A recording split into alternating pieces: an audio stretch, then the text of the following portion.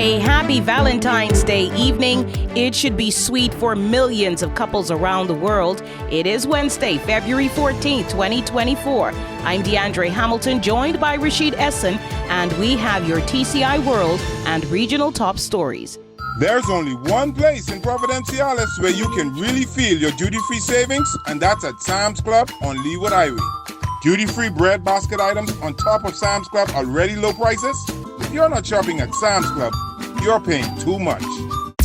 The Turks and Caicos is still listed on the EU Blacklist as a non-compliant tax jurisdiction as of October 2023. But with another publication of the list coming up later this month, the government is hoping to be home free after investing millions and hiring top-rated consultants, Kroll, to bring the local systems up to standard. In 2023, Finance Minister E.J. Saunders vowed that the country would be off the list this month. He said, "There is no question about it. I'm confident that by February 2024, we will be off the list. I'm completely confident, and there are no lasting repercussions." It's what he told Magnetic Media when we contacted him about the list. Countries that managed to get delisted or put on the gray list after complying with the EU's regulations last year include the British Virgin Islands, Barbados, and Jamaica.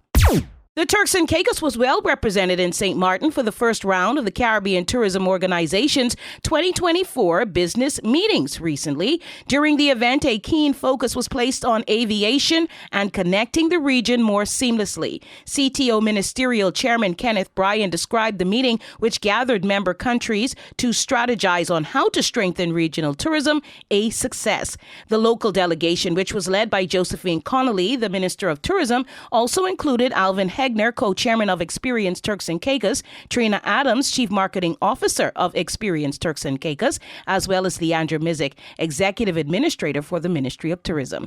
We've got the news that matters most on the other side of the break. Regional Top Stories. Everyone can now pay online with the National Health Insurance Board. Employers, self-employed, students, voluntary contributors, or even pensioners making contributions for their dependents. Simply visit nhip.tc.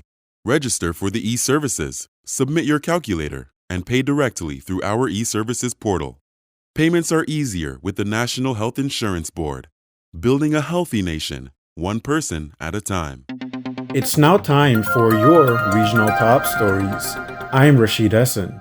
I want to call upon the press to be more sensitive, were the words of the Bahamas' Prime Minister Philip Davis as he slammed local journalists for the prominent reporting of crime in the Bahamas on front pages, which he says is impacting the country's tourism sector.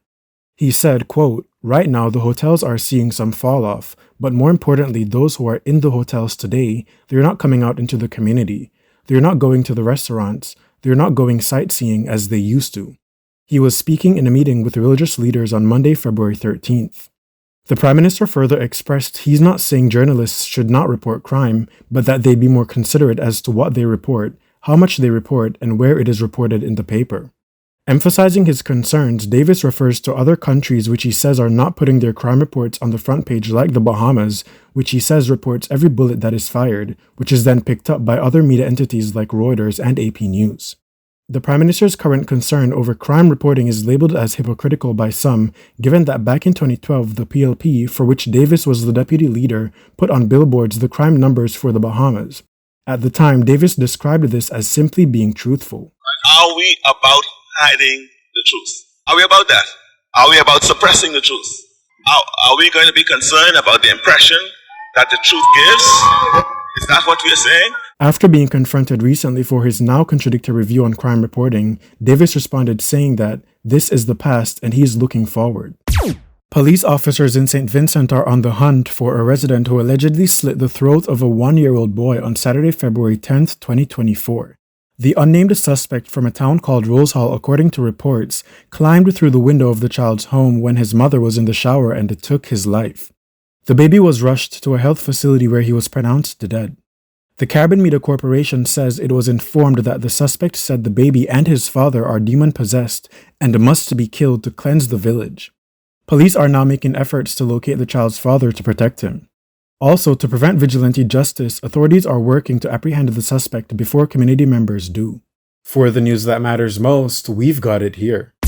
The Turks and Caicos Islands Community College is creating a foundation to facilitate donations from alumni and other interested individuals who want to help the college on its journey. Minister Rachel Taylor will open doors to local and international partnerships, attracting funding for academic and infrastructure development. She was speaking at a January 30th press conference. And a little known fact about Valentine's Day is how the Japanese celebrate according to Wonder Prince. Women are the ones who immerse their men in chocolate treats on the day. And I guess the better she does it, the more likely her sweet treat a month later will blow her mind. That's right, in Japan on March 14th, men traditionally give sweet delights to the women who gave them chocolates on February 14th, Valentine's Day. Thank you for joining us. Magnetic Media is your news leader.